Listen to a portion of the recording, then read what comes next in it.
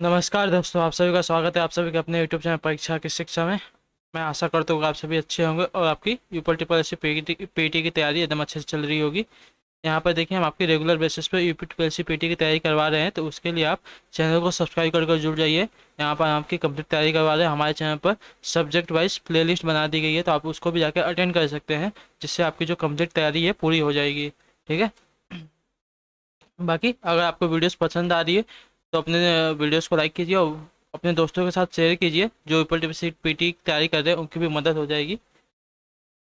बाकी आज देखिए, आपकी जो करंट अफेयर की सुबह वाली क्लास है उसकी आज छठी क्लास है। उसमें आपका टॉपिक है आज का अर्थव्यवस्था एवं बैंकिंग। ठीक है, तो क्लास में बने रहिए और क्वेश्चन अटेंड करके उत्तर देने की कोशिश कीजिए। इससे आपको पता चलेगा कि आपकी तैयारी कितनी हो चुकी है और कितनी बाकी है। ठीक है, तो चलिए देखते हैं आपका पहला क्वेश्चन क्या पूछा है।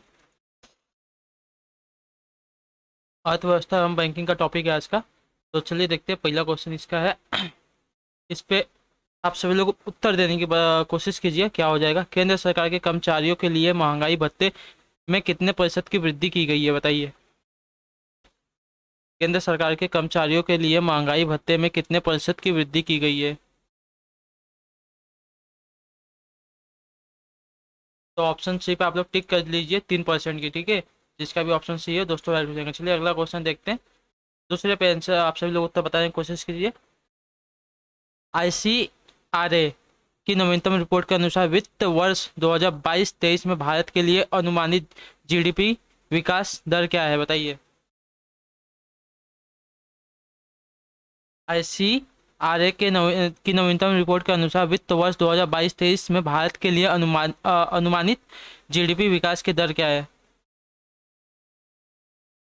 तो दूसरे पर आपका ऑप्शन नंबर डी टिक कर लीजिए, आपका राइट आंसर हो जाएगा दोस्तों 7.2%। ठीक है, चलिए अगला क्वेश्चन है। तीसरे पे बताइए आप सभी का उत्तर क्या हो जाएगा।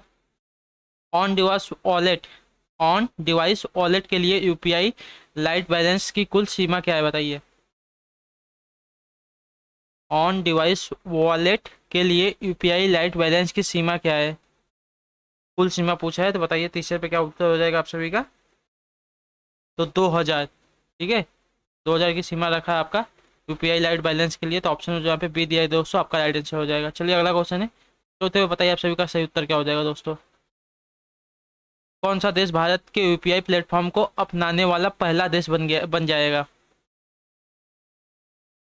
जो भीम ऐप बना था उसको अपनाने वाला आपका पहला देश कौन सा बन जाएगा, बताने की कोशिश कीजिए, भारत को छोड़कर।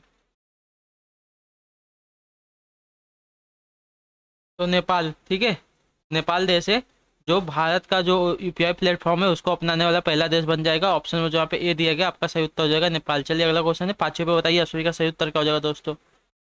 मेटावर्स में प्रवेश करने वाला पहला बैंक कौन सा बन गया है, बताइए। मेटावर्स में प्रवेश करने वाला पहला बैंक कौन बन गया है, बताइए।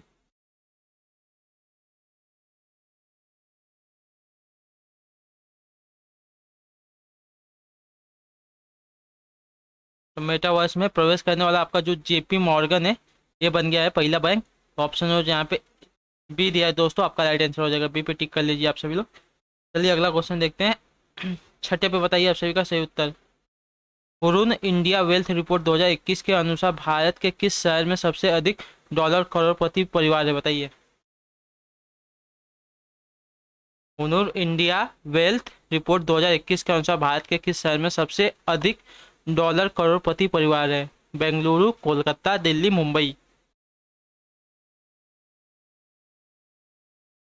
तो मुंबई में। ठीक है, जो आपको यहाँ पे ऑप्शन नंबर डी दिया गया दोस्तों, इस पर टिक कर लीजिए, आपका राइट आंसर हो जाएगा। मुंबई में सबसे अधिक डॉलर करोड़पति परिवार रहते हैं इंडिया के। तो ऑप्शन जहाँ पे डी दिया गया, आपका राइट आंसर। चलिए अगला क्वेश्चन है। 27 पे बताइए आप सभी का सही उत्तर क्या हो जाएगा साथियों। सॉरी 27 नहीं, 7वें पे। सीबीआई ने हाल ही में किस कंपनी द्वारा अब तक का सबसे बड़ा बैंक धोखाधड़ी मामला दर्ज किया है, बताइए। सीबीआई ने हाल ही में किस कंपनी द्वारा अब तक का सबसे बड़ा बैंक धोखाधड़ी मामला दर्ज किया है।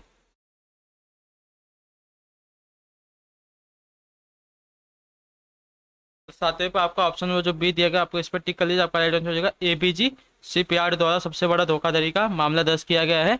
तो ऑप्शन जो यहाँ पे बी दिया गया आपका राइट आंसर होगा। चलिए अगला क्वेश्चन देखते हैं। 8वें पे आंसर देने की कोशिश की, 8वें पे कैसे ही उत्तर हो जाएगा।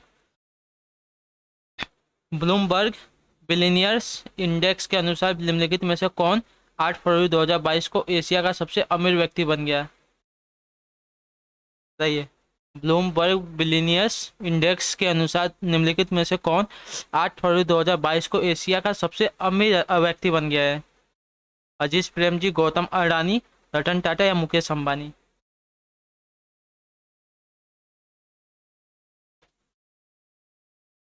तो गौतम अडानी, ठीक है। ऑप्शन बी पे आप लोग टिक कर लिए, जो गौतम अडानी है, जो एशिया के सबसे अमीर आदमी बन गए थे 8 फरवरी 2022 को इस, ठीक है। तो ऑप्शन नंबर यहाँ पे आपका बी राइट हो। चलिए अगला क्वेश्चन है। 9वें पे बताइए सभी का राइट आंसर क्या हो जाएगा साथियों। आरबीआई ने कुछ गैर बैंकिंग वित्तीय कंपनियों को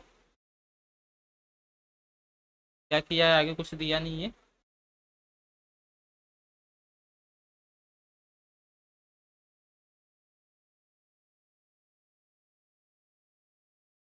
आरबीआई ने कुछ गैर बैंकिंग वित्तीय कंपनियों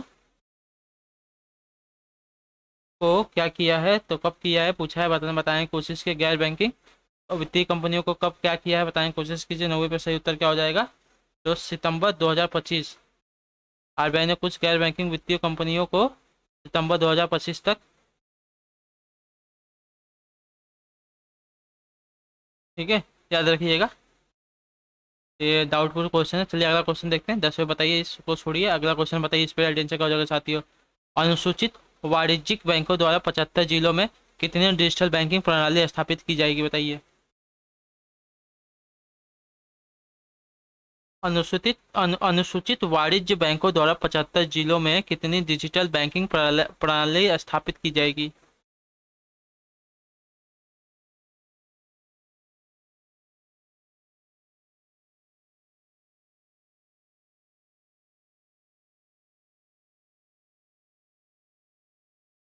प- 75 की जाएगी। तो ऑप्शन जो यहाँ पे सी दिया गया दोस्तों, इस पर राइट आंसर कर लीजिए। आपका जो ऑप्शन सी दिया गया इस पर राइट आंसर हो जाएगा। अनुसूचित वाणिज्य बैंकों द्वारा 75 जिलों में कुल आपकी 75 डिजिटल बैंकिंग प्रणाली स्थापित की जाएगी। तो ऑप्शन यहाँ पे आपका सी राइट हो जाएगा। चलिए अगला क्वेश्चन 11वें पे आंसर दीजिए। आपका सही उत्तर क्या हो जाएगा।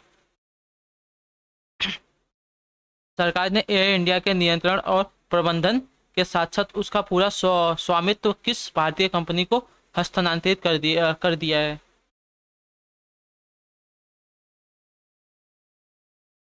बताइए। भारत सरकार ने एयर इंडिया के नियंत्रण और प्रबंधन के साथ साथ उसका पूरा स्वामित्व किस भारतीय कंपनी को हस्तांतरित कर दिया है? तो टाटा सन्स की सहायक कंपनी टेलेस को, ठीक है। जो ऑप्शन यहाँ पे ए दिया गया है दोस्तों, आपका टाटा सन्स की सहायक कंपनी जो टेलेस है, इसको स्थानांतरित किया है आपका एयर इंडिया को के नियंत्रण और प्रबंधन का पूरा स्वामित्व। तो ऑप्शन यहाँ पे आपका ए राइट हो जाएगा दोस्तों। चलिए अगला क्वेश्चन देखते हैं।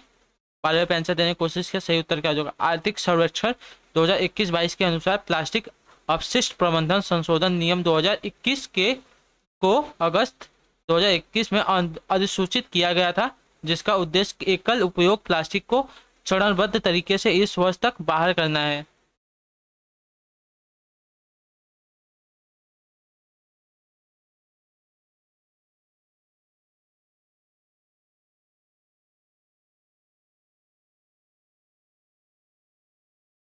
बताइए। आर्थिक सर्वेक्षण 2021-22 के अनुसार प्लास्टिक अपशिष्ट प्रबंधन संशोधन नियम 2021 को अगस्त 2021 की अधिसूचित किया गया था, जिसका उद्देश्य एकल उपयोग प्लास्टिक को चरणबद्ध तरीके से इस वर्ष तक बाहर करना है। बताइए। प्लास्टिक को चरणबद्ध तरीके से किस वर्ष तक बाहर करना है, तो बताने की कोशिश की। इसका राइट आंसर क्या हो जाएगा दोस्तों 12वें पे? तो 2022, ठीक है। आपका जो ऑप्शन यहाँ पे दिया गया आपका राइट आंसर हो जाएगा। चलिए अगला क्वेश्चन देखते हैं। 13 पे बताइए आप सभी का राइट आंसर क्या हो जाएगा। निम्न में से किस देश को दिसंबर 2021 में ब्रिक्स न्यू डेवलपमेंट बैंक के नए सदस्य के रूप में जोड़ा गया है? बताइए। निम्न में से किस देश को दिसंबर 2021 में ब्रिक्स न्यू डेवलपमेंट बैंक के नए सदस्य के रूप में जोड़ा गया है?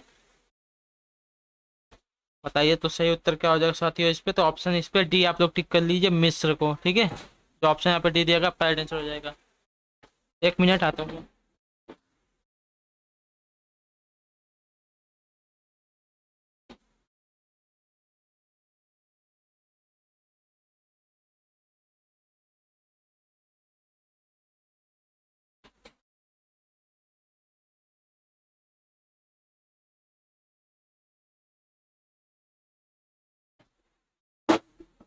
चलिए दोस्तों, आपका अगला क्वेश्चन देखते हैं। 14वें पे एक्शन देने की कोशिश की, इस पर सही उत्तर देगा। किस बैंक ने महिला मित्र प्लस नाम की महिलाओं के लिए feature rich saving bank product launch किया है? बताइए सही उत्तर इसका क्या हो जाएगा। किस बैंक ने महिला मित्र प्लस नाम की महिलाओं के लिए एक feature rich saving bank product launch किया है? तो फेडरल बैंक ने, ठीक है। ऑप्शन सी इस पर टिक कर लिया, आपका राइट आंसर हो जाएगा दोस्तों। चलिए अगला क्वेश्चन है, 15 पे आंसर दीजिए, आप सभी का सही उत्तर क्या हो जाएगा। किस पेमेंट बैंक को हाल ही में आरबीआई की एक निर्धारित भुगतान बैंक के रूप में कार्य करने की मंजूरी मिली है? 15 पे सही उत्तर दीजिए, सही उत्तर क्या हो जाएगा। किस पेमेंट बैंक को हाल ही में आरबीआई की एक निर्धारित भुगतान बैंक के रूप में कार्य करने की मंजूरी मिली है? तो पेटीएम पेमेंट बैंक को, ठीक है। जो ऑप्शन यहाँ पे दिएगा आपका सही उत्तर हो जाएगा दोस्तों, पेटीएम पेमेंट बैंक्स। चलिए आपका अगला क्वेश्चन देखते हैं। 16 नंबर पे क्या सही उत्तर दिया, 16 बताने की कोशिश कीजिए, इस पर सही उत्तर क्या हो जाएगा। किस कंपनी ने कार्ड आधारित भुगतान के लिए टोकनीकरण पर मास्टर कार्ड के साथ भागीदारी की है? किस कंपनी ने कार्ड आधारित भुगतान के लिए टोकनीकरण पर मास्टर कार्ड के साथ भागीदारी की है? तो 16 पे सही उत्तर क्या हो जाएगा साथियों, बताने की कोशिश कीजिए। तो गूगल पे, ठीक है। गूगल पे ने आपकी भागीदारी की है मास्टर कार्ड के साथ। तो जो ऑप्शन नंबर यहाँ पे सी दिया गया दोस्तों, आपका राइट आंसर हो जाएगा। चलिए आपका नेक्स्ट क्वेश्चन देखते हैं। 17 नंबर पे आप बताइए सही उत्तर क्या हो जाएगा। किस संगठन ने अग्रदूत 2021 innovation for transformation hackathon launch किया है? बताइए। किस संगठन ने अग्रदूत 2021 innovation for transformation hackathon launch किया है? तो आरबीआई ने, ठीक है। तो ऑप्शन यहाँ पे डी दिएगा, आपका सही उत्तर हो जाएगा। आरबीआई ने इसको लॉन्च किया, innovation for transformation hackathon launch किया है, ठीक है। चलिए अगला क्वेश्चन है, 18 पे उत्तर दीजिए, आप सही का सही उत्तर क्या हो जाएगा। आरबीआई के नए निर्देशों के तहत एक नया सार्वभौमिक बैंक स्थापित करने के लिए न्यूनतम प्रारंभिक पूंजी की आवश्यकता क्या है? सही उत्तर दीजिए, 18 पे सही उत्तर क्या हो जाएगा साथियों। आरबीआई के नए निर्देशों के तहत एक नया सार्वभौमिक बैंक स्थापित करने के लिए न्यूनतम प्रारंभिक पूंजी की आवश्यकता क्या है? तो 1,000 करोड़, ठीक है। जो ऑप्शन यहाँ पे दिया गया, आपका सही उत्तर जाएगा 1,000 करोड़, आपका राइट आंसर हो जाएगा। चलिए अगला क्वेश्चन है, 19 पे आंसर दीजिए, सही उत्तर क्या हो जाएगा। भारतीय रिजर्व बैंक आरबीआई ने एकता स्मॉल फाइनेंस बैंक को स्मॉल फाइनेंस बैंक का लाइसेंस दे दिया है। यह किस संस्था का कंसोर्टियम है? बताइए। भारतीय रिजर्व बैंक ने एकता स्मॉल फाइनेंस बैंक को स्मॉल फाइनेंस बैंक का लाइसेंस दे दिया है। यह किस संस्था का कंस्ट्रो कंस्ट्रो कंसोर्टियम है? बताइए। तो सेंट्रल और भारत पे का, ठीक है। जो ऑप्शन यहाँ पे दिएगा, आपका राइट आंसर सेंट्रल और भारत पे का आपका कंसोर्टियम है। तो ऑप्शन ए आपका राइट हो जाएगा दोस्तों। चलिए अगला क्वेश्चन देखते हैं। 20वें पे आंसर देने की कोशिश, आपका सही उत्तर क्या हो जाएगा साथियों। किस कंपनी ने बाय नाउ पे बाद प्लेटफॉर्म के आधार पर पोस्ट पर समाधान लॉन्च किया है? पोस्ट पे होगा यहाँ पे, पोस्ट पे समाधान लॉन्च किया, बताइए। किस कंपनी ने बाय नाउ पे बाद प्लेटफॉर्म के आधार पर पोस्ट पे समाधान लॉन्च किया है? बताइए, इस पर राइट आंसर क्या हो जाएगा। सही उत्तर भी इस पे बताइए। तो भारत पे ने, ठीक है। भारत पे नहीं है, भारत पे है, तो याद रखिएगा, भारत पे ने किया है आपका बाय नाउ पे बाद के बाद। चलिए अगला क्वेश्चन देखते हैं। 21वें पे उत्तर दीजिए, आप सही का आंसर क्या हो जाएगा दोस्तों। बैंक ऑफ बड़ौदा, मतलब बीओबी जिसको बोलते हैं, ने सभी बैंकिंग सेवाओं को एक छत के नीचे लाने के लिए किस नाम से अपना डिजिटल बैंकिंग प्लेटफॉर्म लॉन्च किया है? बताइए। बैंक ऑफ बड़ौदा ने सभी बैंकिंग सेवाओं को एक छत के नीचे लाने के लिए किस नाम से अपना डिजिटल बैंकिंग प्लेटफॉर्म लॉन्च किया है?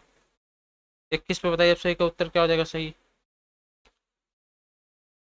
तो बॉब वर्ल्ड, ठीक है। इसका ऐप आता है, आप इंस्टॉल करेंगे। अगर आपका बैंक ऑफ बड़ौदा में अकाउंट है, तो उसमें अगर उसका नेट बैंकिंग चलाना है आपको, तो आपको ये वाला ऐप डाउनलोड करना पड़ेगा, BOB बॉब वर्ल्ड, ठीक है। चलिए अगला क्वेश्चन देखते हैं। 21 पे आपको मिलान करना है, तो बताइए इसका सही उत्तर क्या आ जाएगा, मिलाइए। 22 पे मिलान करना है, सॉरी 21 बोल दिया आपको। तो सार्वजनिक भविष्य निधियां दिया गया है, राष्ट्रीय बचत प्रमाण पत्र दिया गया है, सुकन्या समृद्धि योजना दी गई है, और किसान विकास पत्र दिए गए। यहाँ पे आपका परसेंटेज दिया गया है, तो बताइए इसका कितना परसेंटेज है। इसका सही मिलान करना है आप सभी को।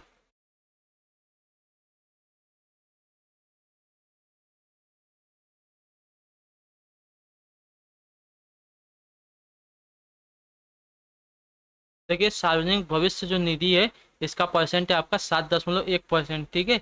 और जो आपका राष्ट्रीय बजट प्रमाण पत्र है, इसका बजट आपका कुल है 6.8%। और जो सुकन्या समृद्धि योजना है, इसका बजट है आपका, मतलब परसेंट है आपका 7.6%। और जो आपका किसान विकास पत्र है, इसका कुछ कुल परसेंट है आपका 6.9%। याद रखिएगा आप लोग, एक बार और देख लीजिए।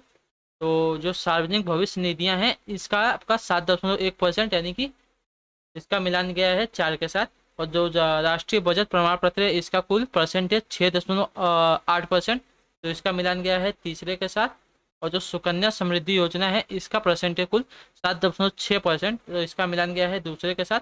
और जो किसान विकास पत्र है, इसका कुल परसेंटेज 6.9%, तो इसका एक हो जाएगा, ठीक है। तो देखिए 4, 3, 2, 1 परसेंटेज आप लोग याद रखिएगा। तो ये तो स्क्रीनशॉट इसका लेके रख लीजिए, आपको काम करेगा आगे एग्जाम के टाइम को, आपका काम करेगा। तो देखिए आपका जो 4, 3, 2, 1 यहाँ पे दिएगा, चौथा ऑप्शन नंबर सी इसका राइट आंसर हो जाएगा। का जल्दी से स्क्रीनशॉट आप लोग लेके रख लीजिए, ठीक है। चलिए अगला क्वेश्चन देखते हैं। 23 पे आंसर देने की कोशिश कब से, का उत्तर क्या हो जाएगा। IIFL वर्ल्ड हुनर इंडिया रिच लिस्ट 2021 में किसने टॉप किया है, बताइए। IIFL वर्ल्ड हुनर इंडिया रिच लिस्ट में, लिस्ट 2021 में किसने टॉप किया है। तो मुकेश अंबानी ने, ठीक है। तो आपको ऑप्शन में यहाँ पे सी दिया गया, इस पे आपका सही उत्तर हो जाएगा। मुकेश अंबानी ने 2021 की IIFL हेल्थ हुनर इंडिया रिच लिस्ट में टॉप किया है। 24 पे आंसर दीजिए, आप सभी का सही उत्तर क्या होगा दोस्तों।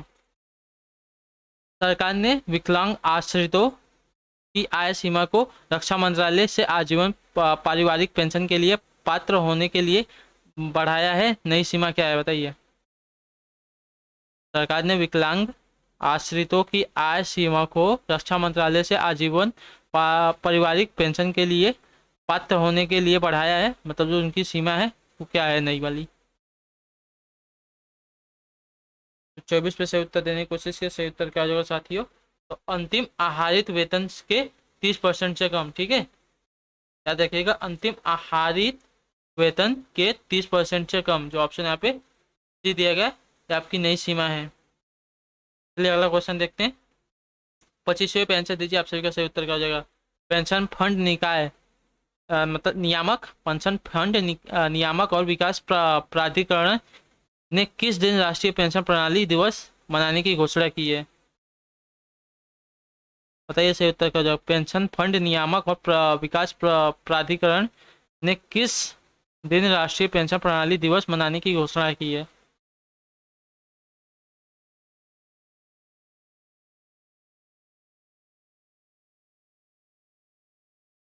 तो 1 अक्टूबर को, ठीक है। इसका सही उत्तर हो जाएगा 1 अक्टूबर को। चलिए अगला क्वेश्चन देखते हैं। 26 पे उत्तर दिया, आप सभी का सही उत्तर क्या हो जाएगा। प्रधानमंत्री मोदी ने ISKCON के संस्थापक श्री भक्ति वेदांत स्वामी प्रभुपाद की जयंती को चिन्हित करने के लिए किस मूल्य का एक विशेष स्मारक सिक्का जारी किया है, बताइए। प्रधानमंत्री ने ISKCON के संस्थापक श्री भक्ति वेदांत स्वामी प्रभुपाद की जयंती को चिन्हित करने के लिए किस मूल्य का एक विशेष स्मारक सिक्का जारी किया है।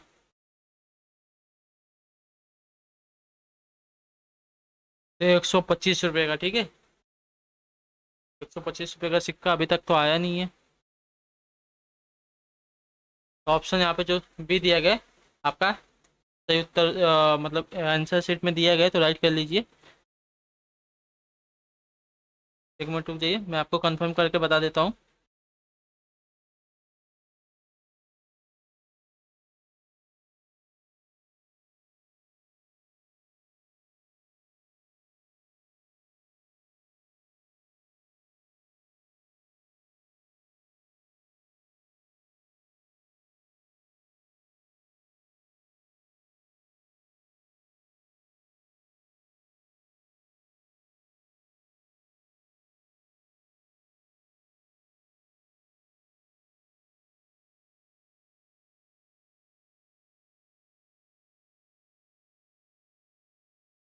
हाँ, 125 रुपये का सिक्का है, तो ऑप्शन नंबर जो यहाँ पे बी दिएगा आपका सही उत्तर है। चलिए अगला तो इसी के साथ आपके क्वेश्चन खत्म होते हैं।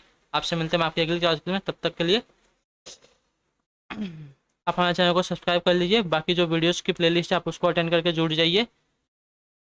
कि हम सब आप हम मिलते हैं आपसे आपकी अगली क्लास में, तब तक के लिए टाटा बाय बाय, जय हिंद जय भारत। आप सभी को शुक्रिया क्लास में जुड़ने के लिए।